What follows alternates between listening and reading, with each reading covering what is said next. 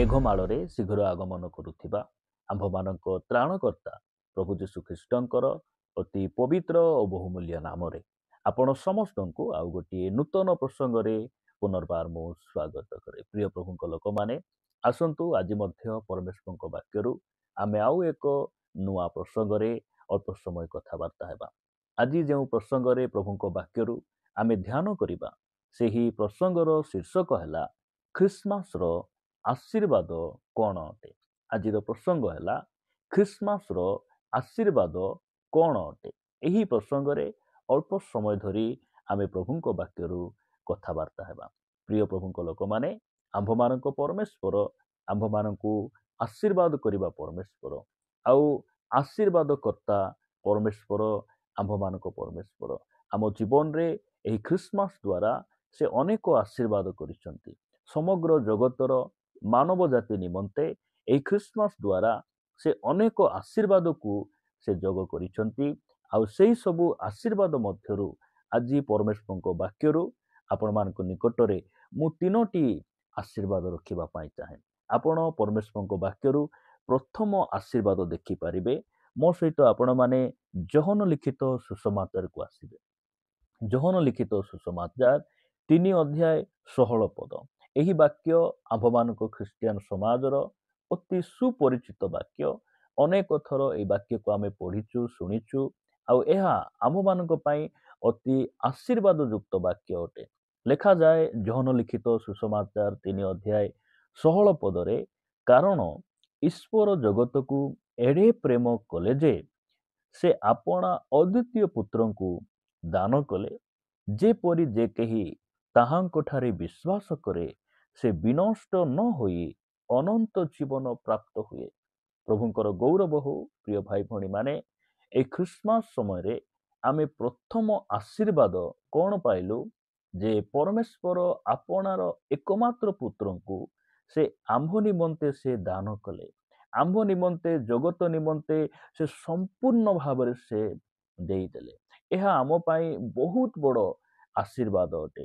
ସେହି ପ୍ରଭୁ ଯୀଶୁ ଖ୍ରୀଷ୍ଟ ସ୍ୱୟଂ ପରମେଶ୍ୱର ହେଲେ ମଧ୍ୟ ମାନବ ରୂପ ଧାରଣ କରି ସେ ଆମ୍ଭମାନଙ୍କୁ ଉଦ୍ଧାର କରିବା ପାଇଁ, ବିନାଶରୁ ରକ୍ଷା କରିବା ପାଇଁ ସେ ଏହି ଧରା ପୃଷ୍ଠକୁ ଆସିଲେ। ଲେଖାଯାଏ ଯେ ଯେପରି କେହି ବିନଷ୍ଟ ନ ହୁଅନ୍ତି, ତାହାଙ୍କଠାରେ ବିଶ୍ୱାସ କରି ରକ୍ଷା ପାଉ, ତାହାଙ୍କଠାରେ ବିଶ୍ୱାସ କରି ଆମେ ଅନନ୍ତ ଜୀବନ ପାଉ। ଏଥିପାଇଁ ପରମେଶ୍ୱର ଆମକୁ ପ୍ରଥମ ଆଶୀର୍ବାଦ କ'ଣ କଲେ? ଏହି ଖ୍ରୀଷ୍ଟମାସରେ ଆପଣା ଏକମାତ୍ର ପୁତ୍ର ପ୍ରଭୁ ଯୀଶୁ ଖ୍ରୀଷ୍ଟଙ୍କୁ କ'ଣ କଲେ? ଦାନ କଲେ। ପ୍ରିୟମାନେ, କାହିଁକି ସେ ଦାନ କଲେ? ଆମ୍ଭେମାନେ ଯେପରି ବିନାଶ ନ ହୋଇ ଉଦ୍ଧାର ପାଉ ଏବଂ ଅନନ୍ତ ଜୀବନ ଆମେ ପ୍ରାପ୍ତ ହେଉ। ବାକ୍ୟ କହେ ଯେ ସାଧୁ ପାଉଲ ଯେତେବେଳେ ସେ ରୋମୀୟ ମଣ୍ଡଳୀ ନିକଟକୁ ସେ ପତ୍ର ଲେଖିଲେ, ସେହି ସମୟରେ ସେ ଗୋଟେ କଥା ଲେଖୁଛନ୍ତି ଯେ ପାପର ବେତନ ମୃତ୍ୟୁ। ପ୍ରିୟମାନେ, ପାପର ବେତନ ମୃତ୍ୟୁ, କିନ୍ତୁ ଈଶ୍ୱରଙ୍କ ଅନୁଗ୍ରହ ଦାନ ଆମ୍ଭମାନଙ୍କ ପ୍ରଭୁ ଯୀଶୁ ଖ୍ରୀଷ୍ଟଙ୍କ ସହଭାଗିତାରେ ଅନନ୍ତ ଜୀବନ ଅଟେ। ଆମେ ପାପ କରି ମୃତ୍ୟୁର ଅଧୀନରେ ଥିଲୁ, କିନ୍ତୁ ଏହି ଖ୍ରୀଷ୍ଟମାସ ଦ୍ୱାରା ଅର୍ଥାତ୍ ପ୍ରଭୁ ଯୀଶୁ ଖ୍ରୀଷ୍ଟଙ୍କର ପ୍ରଥମ ଆଗମନ ଦ୍ୱାରା ତାହାଙ୍କର ମନୁଷ୍ୟ ରୂପ ଧାରଣ କରି ଏହି ପୃଥିବୀ ପୃଷ୍ଠରେ ତାହାଙ୍କର ଅବତୀର୍ଣ୍ଣ ଦ୍ୱାରା ପରମେଶ୍ୱର କ'ଣ କଲେ?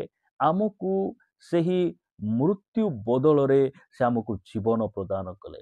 ସେହି ମୃତ୍ୟୁରୁ, ସେ ବିନାଶରୁ ସେ ଆମକୁ କ'ଣ କଲେ? ରକ୍ଷା କଲେ। ଆପଣମାନେ ଯଦି ମୋ ସହିତ ଗାଲାତୀୟ ପୁସ୍ତକକୁ ଆସିବେ, ଗାଲାତୀୟ ପୁସ୍ତକ 4 ଅଧ୍ୟାୟ 4 ପଦରେ ଆଉ 5 ପଦରେ ଏ ପ୍ରକାର ଲେଖାଯାଏ, କିନ୍ତୁ କାଳ ସମ୍ପୂର୍ଣ୍ଣ ହୁଅନ୍ତେ ଈଶ୍ୱର ଆପଣା ନିକଟରୁ ନିଜ ପୁତ୍ରଙ୍କୁ ପ୍ରେରଣ କଲେ। ସେ ସ୍ତ୍ରୀଜାତ ହୋଇ ବ୍ୟବସ୍ଥାଧୀନ ହେଲେ, ଯେପରି ସେ ମୂଲ୍ୟ ଦେଇ ବ୍ୟବସ୍ଥାଧୀନ ଲୋକମାନଙ୍କୁ ମୁକ୍ତ କରନ୍ତି, ପୁଣି ଆମ୍ଭେମାନେ ପୁତ୍ରତ୍ୱର ଅଧିକାର ପ୍ରାପ୍ତ ହେଉ। ପ୍ରିୟମାନେ, ମୁଁ ପ୍ରଭୁଙ୍କୁ ଧନ୍ୟବାଦ ଦିଏ ଯେ ଏହି ଖ୍ରୀଷ୍ଟମାସ ଦ୍ୱାରା ଆମେ କ'ଣ ହେଇଛୁ? ବ୍ୟବସ୍ଥାରୁ ଆମେ ମୁକ୍ତ ହେଇଛୁ। ଆମେ ବ୍ୟବସ୍ଥାର ଅଧୀନରେ ଥିଲୁ, ଆମେ ବ୍ୟବସ୍ଥାର ବନ୍ଧନରେ ଥିଲୁ। ଆଉ ପ୍ରଭୁ ଯୀଶୁ ଖ୍ରୀଷ୍ଟ ସେ ସତ୍ୟ ଆଉ ଅନୁଗ୍ରହକୁ ସେ ନେଇ ଆସିଲେ। ଆଉ ସେହି ଅନୁଗ୍ରହ ଆମକୁ କ'ଣ କଲା? ବ୍ୟବସ୍ଥାରୁ ମୁକ୍ତ କଲା। ଆମେ ସେହି ପରମ୍ପରା ବିଧିବିଧାନ ଅନ୍ଧବିଶ୍ୱାସରେ ଆମେ ବାନ୍ଧି ହେଇଥିଲୁ। ପ୍ରଭୁ ଯୀଶୁ ଖ୍ରୀଷ୍ଟ ଖ୍ରୀଷ୍ଟମାସ ଦ୍ୱାରା ଈଶ୍ୱର ଖ୍ରୀଷ୍ଟମାସ ଦ୍ୱାରା ଆମକୁ କ'ଣ କଲେ? ସେଇ ସବୁ ବିଧିବିଧାନରୁ ସେହି ବ୍ୟବସ୍ଥାରୁ ସେ ଆମକୁ କ'ଣ କଲେ? ମୁକ୍ତ କଲେ। ପ୍ରଭୁଙ୍କର ଗୌରବ ହଉ। ଆଉ ଏହି ଖ୍ରୀଷ୍ଟମାସରେ ଆମେ ଏଇଟାକୁ ବୁଝିବାର ଆବଶ୍ୟକ ରହିଛି। ପରମେଶ୍ୱର ଆମକୁ ଖ୍ରୀଷ୍ଟମାସ ସମୟରେ ସେ ଘର ଦେଲେ, ଗାଡ଼ି ଦେଲେ, ସେ ଆମକୁ ନୂଆ ଲୁଗାପଟା ଦେଲେ, ସେ ଆମକୁ ଖାଇବାର ଭଲ ଖାଦ୍ୟ ଦେଲେ। ଏଇସବୁ ବିଷୟ ବାଇବେଲରେ ଲେଖାଯାଏ ନାହିଁ। ମାତ୍ର ସେ ଖ୍ରୀଷ୍ଟମାସ ଦ୍ୱାରା ଆମକୁ କ'ଣ ଦେଲେ? ଆପଣାର ଏକମାତ୍ର ପୁତ୍ରଙ୍କୁ ଆମକୁ ଦେଇ ସେ ଆଶୀର୍ବାଦ କଲେ। ସେହି ପୁତ୍ର ଅର୍ଥାତ୍ ସେହି ପ୍ରଭୁ ଯୀଶୁ ଖ୍ରୀଷ୍ଟ ସେ କ'ଣ କଲେ? ଆମକୁ ବିନାଶରୁ ଉଦ୍ଧାର କଲେ ଏବଂ ଦ୍ୱିତୀୟରେ ବ୍ୟବସ୍ଥାର ସେହି ବନ୍ଧନରୁ ସେ ଆମକୁ କ'ଣ କଲେ? ମୁକ୍ତ କଲେ। ପ୍ରଭୁଙ୍କର ଗୌରବ ହଉ। ପ୍ରିୟ ଭାଇ ଭଉଣୀମାନେ, ମୁଁ ଆପଣମାନଙ୍କ ନିକଟରେ ମାଥ୍ୟୁ ଲିଖିତ ସୁସମାଚାର 1:21 ମୁଁ ପଢ଼ିବା ପାଇଁ ଚାହେଁ। ଏହା ଖ୍ରୀଷ୍ଟମାସ ସମୟରେ ଆମେ ସବୁବେଳେ ଏ ବାକ୍ୟକୁ ପାଠ କରୁ। ପୁନର୍ବାର ଆପଣମାନଙ୍କ ନିକଟରେ ମୁଁ ପଢ଼ି ଶୁଣାଇବା ପାଇଁ ଚାହେଁ। ଲେଖାଯାଏ, ସେ ପୁତ୍ର ପ୍ରସବ କରିବେ, ଆଉ ତୁମ୍ଭେ ତାହାଙ୍କ ନାମ ଯୀଶୁ ଦେବ, କାରଣ ସେ ଆପଣା ଲୋକଙ୍କୁ ସେମାନଙ୍କର ସମସ୍ତ ପାପରୁ ପରିତ୍ରାଣ କରିବେ। ପ୍ରଭୁଙ୍କର ଗୌରବ ହଉ। ଖ୍ରୀଷ୍ଟମାସ ଦ୍ୱାରା ଆମେ କ'ଣ ହେଇଛୁ? ଉଦ୍ଧାର ପାଇଛୁ। ପାପରୁ ଉଦ୍ଧାର, ବନ୍ଧନରୁ ଉଦ୍ଧାର, ବିଭିନ୍ନ ପ୍ରକାର ଅଭିଳାଷରୁ, ଜାଗତିକ ପାପରୁ ପ୍ରଭୁ ଯୀଶୁ ଖ୍ରୀଷ୍ଟ ସେ ଆମକୁ କ'ଣ କଲେ? ଉଦ୍ଧାର କଲେ। ଆମେ କେମିତି ଉଦ୍ଧାର ପ୍ରାପ୍ତ ହେଲୁ? ଏହି ଖ୍ରୀଷ୍ଟମାସ ଦ୍ୱାରା ପରମେଶ୍ୱର ଆମକୁ ସେ ପରିତ୍ରାଣର ଆଶୀର୍ବାଦ ଦେଇଛନ୍ତି।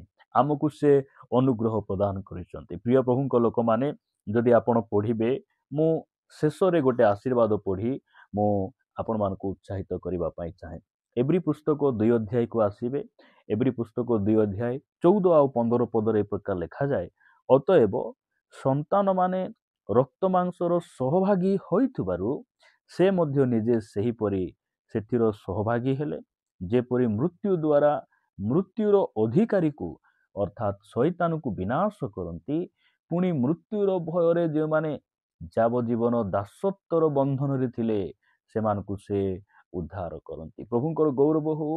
ପ୍ରିୟମାନେ, ଯଦି ଏହି ବାକ୍ୟକୁ ଆମେ ବୁଝିବାକୁ ହେଲେ ଆପଣମାନେ ଯଦି ଲୁକ ଲିଖିତ ସୁସମାଚାରକୁ ଆସିବେ, ଲୁକ ଲିଖିତ ସୁସମାଚାର 2 ଅଧ୍ୟାୟ ଯେତେବେଳେ ପ୍ରଭୁ ଯୀଶୁ ଖ୍ରୀଷ୍ଟଙ୍କର ଜନ୍ମ ହେଉଛି, ସେହି ସମୟରେ ସ୍ୱର୍ଗର ଦୂତମାନେ ମେଷପାଳକମାନଙ୍କ ନିକଟରେ ଆସି ସେମାନେ ଏହି ସମ୍ବାଦ ଦେଇ ଏ ପ୍ରକାର କହୁଛନ୍ତି 10 ଆଉ 11 ପଦରେ, ସେଥିରେ ଦୂତ ସେମାନଙ୍କୁ କହିଲେ, ଭୟ କର ନାହିଁ। ପ୍ରିୟମାନେ, ଆମେ ଆଶୀର୍ବାଦ ଦେଖୁଛୁ ଯେ ଭୟରୁ ଖ୍ରୀଷ୍ଟମାସ ଆମକୁ କ'ଣ କରିଛି? ମୁକ୍ତ କରିଛି।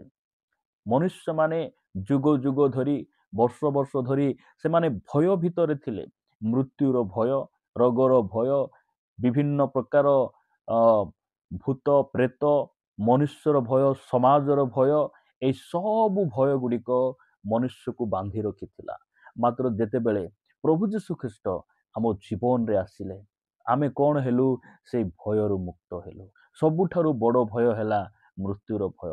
ସେହି ମୃତ୍ୟୁର ଭୟରୁ ମଧ୍ୟ ଖ୍ରୀଷ୍ଟମାସ ଆମକୁ କ'ଣ କରିଛି? ମୁକ୍ତ କରିଛି। ପ୍ରଭୁଙ୍କର ଗୌରବ ହଉ। ଆଜି ଯେଉଁମାନେ ଖ୍ରୀଷ୍ଟଙ୍କୁ ଜାଣିନାହାନ୍ତି, ଆଜି ଯେଉଁମାନେ ପ୍ରଭୁଙ୍କୁ ଜାଣିନାହାନ୍ତି, ସେମାନଙ୍କ ଜୀବନରେ କୌଣସି ଆଶା ନାହିଁ। କାରଣ ସେମାନଙ୍କ ଜୀବନ ଯେତେବେଳେ ମରିଯାଏ ଆଉ ସେମାନେ ଭାବନ୍ତି ଯେ ଆମେ ସରିଯାଉ, ଆଉ ସେମାନେ କ'ଣ, ସେମାନଙ୍କ ଜୀବନରେ କୌଣସି ଆଶା ନାହିଁ। କିନ୍ତୁ ଯେଉଁମାନେ ଆମ ଜୀବନରେ ଖ୍ରୀଷ୍ଟମାସ ହେଇଛି, ଅର୍ଥାତ୍ ଆମ ଜୀବନରେ ପ୍ରଭୁ ଯୀଶୁ ଖ୍ରୀଷ୍ଟ ଆସିଛନ୍ତି, ଆମେ ଯୀଶୁଙ୍କୁ ନିଜ ଜୀବନର ତ୍ରାଣକର୍ତ୍ତା ଭାବରେ ଆମେ ଗ୍ରହଣ କରିଛୁ, ଆମେ କ'ଣ ହେଇଛୁ? ଯେ ସେହି ଭୟ, ମୃତ୍ୟୁର ଭୟ, ରୋଗର ଭୟ, ଅଭାବର ଭୟ, ଲୋକ ଭୟ, ସମାଜର ଭୟ, ଏସବୁ ଭୟରୁ ଯୀଶୁ ଖ୍ରୀଷ୍ଟ ଆମକୁ କ'ଣ କରିଛନ୍ତି? ମୁକ୍ତ କରିଛନ୍ତି। ଏହି ଖ୍ରୀଷ୍ଟମାସର ଆଶୀର୍ବାଦ ଏହା ଅଟେ। ପ୍ରିୟ ପ୍ରଭୁଙ୍କ ଲୋକମାନେ, ଖ୍ରୀଷ୍ଟମାସର ଆମେ ପ୍ରଥମ ଆଶୀର୍ବାଦ ଦେଖିଲୁ ଯେ ପିତା ପରମେଶ୍ୱର ଆପଣା ପୁତ୍ରଙ୍କୁ ଆମ ଲାଗି ସେ ଦେଇଦେଲେ, ଆମେ ଯେପରି ବିନାଶ ନ ହେବୁ।